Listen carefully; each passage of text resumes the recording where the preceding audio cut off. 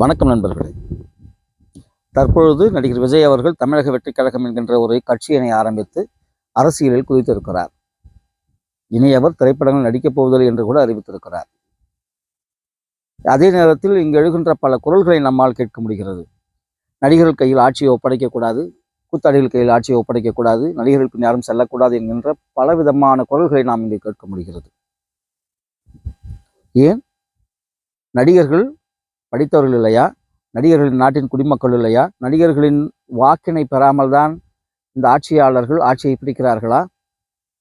இந்த மாதிரியான நிறைய கேள்விகளை நம்ம இங்கே முன்வைக்க வேண்டியதாக இருக்குது. அதே நேரத்தில் நடிகர் விஜய் அவர்களும் லயோலா கல்லூரியில் பட்டம் பெற்ற ஒரு பட்டதாரி தான், படித்தவர். ஏன் அவர் வரக்கூடாது? இங்கு வாக்களிக்கின்ற ஒவ்வொரு மக்களுமே அரசியல்வாதிகள் தான். இவர் வேண்டும் இவர் வேண்டாம் என்று அவர்கள் முடிவெடுத்து வாக்கினை செலுத்துகிறார்கள், ஆட்சியை தேர்ந்தெடுக்கிறார்கள் அல்லது புறக்கணிக்கிறார்கள். இங்க இருக்கின்ற ஒவ்வொரு குடிமக்களுமே செய்கின்ற அரசியலை தடுப்பதற்கு யாருக்கேனும் உரிமை இருக்கிறதா என்றால் இல்லை என்றுதான் கூற வேண்டும்.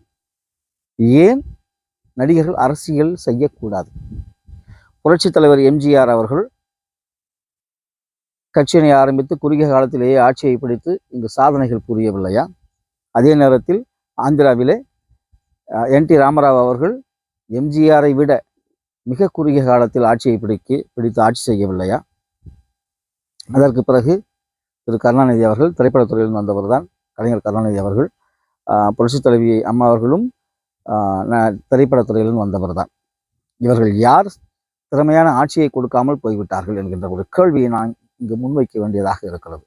அதே நேரத்தில் இதற்கு பின் வந்த நடிகர்கள் எல்லோருமே சாதித்தார்களா, சறுக்கினார்களா என்பதை சற்று உற்று நோக்கினோம் என்றால் எந்த நடிகர்களும் இங்கு சாதிக்கவில்லை என்றுதான் கூற வேண்டும்.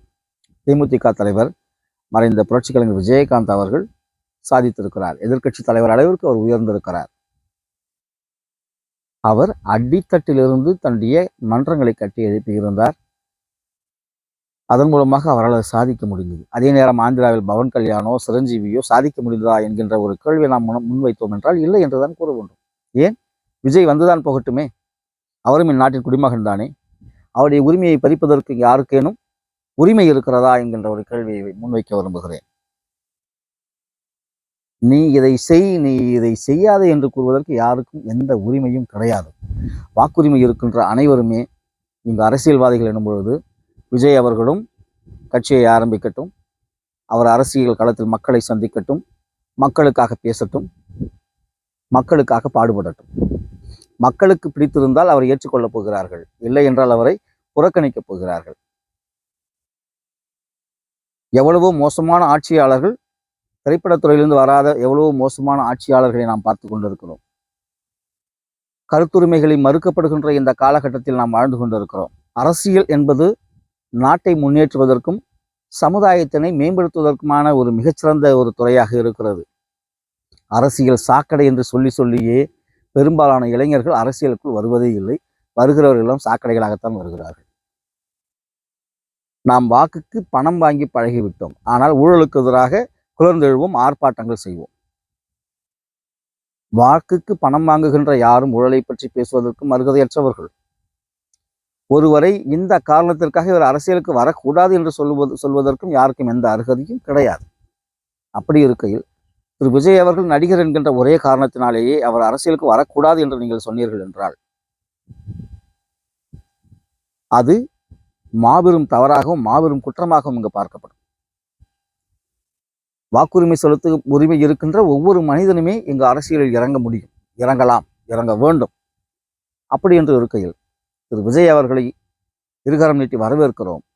அவர் வெல்வாரா அல்லது சறுக்குவாரா என்பதை நாம் பொறுத்திருந்துதான் பார்க்க வேண்டும். அது மக்களின் கையில் இருக்கிறது. அது சாதாரணமான அரசியல்வாதிகளின் கையில் இல்லை. பயம், அதுக்குள்ளேயே பயம். விஜய் வந்துட்டா நம்ம வாக்கு வங்கி போயிடுமோ, நம்மகிட்ட இருக்க இளைஞர்கள் போயிடுவாங்களோ? இதெல்லாம் கிடையாது. ஒருவேளை நடுநிலையான விஜய் எதிர்பார்த்த மனிதர்கள் என்ன செய்வார்கள்? விஜயுடைய மன்றங்களிலிருந்தோ அவருடைய கட்சியிலிருந்தோ விலகி விடுவார்கள். அங்கொன்றும் இங்கொன்றுமாக நடந்து கொண்டிருக்கிறது. இல்லை, விஜய் தான் வேண்டும் என்று நினைக்கின்ற ரசிகர்கள் அல்லது அவர் கட்சியினர் என்று வைத்துக் கொள்வோம். அவருடைய கட்சியினர் அவருடைய கட்சியிலேயே அவருடைய பணியை தொடர்வார்கள். இருக்கின்ற பழைய கட்சியை உதறிவிடுவார்கள்.